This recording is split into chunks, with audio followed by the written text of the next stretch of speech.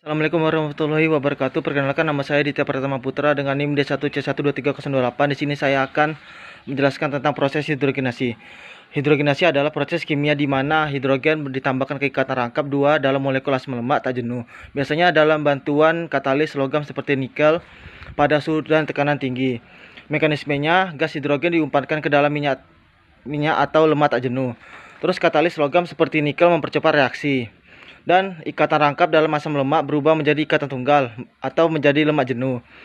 Dan terjadi peningkatan titik leleh dan kestabilan produk. Aplikasi di agroindustri, margin dan shortening agar minyak nabati menjadi padat dan pada suhu ruang. Terus minyak goreng tahan lama, meningkatkan stabilitas oksidatif.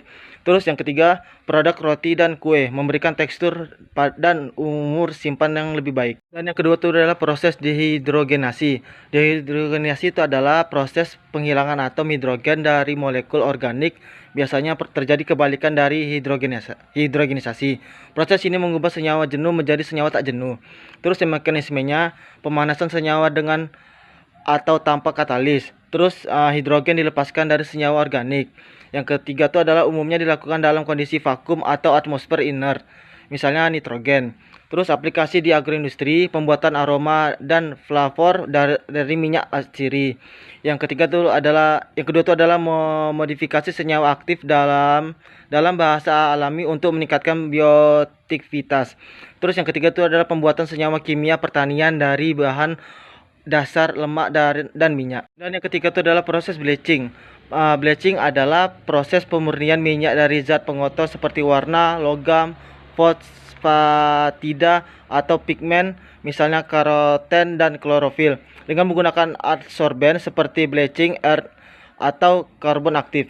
Mekanismenya adalah minyak dipanaskan dan dicampurkan dengan bahan adsorben. Terus pengorter menempel pada permukaan adsorben.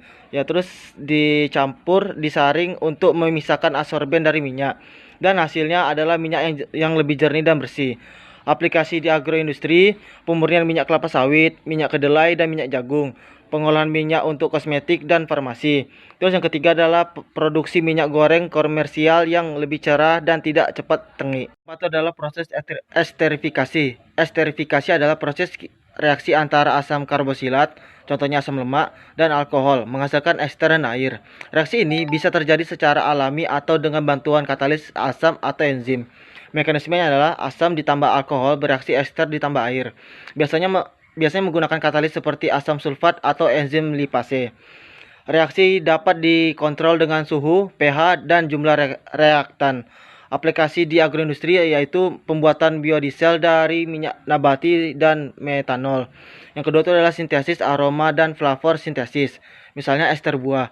Dan yang ketiga itu adalah modifikasi lemak dan minyak untuk kebutuhan pangan fungsional dan kosmetik. Sekian dari saya, terima kasih.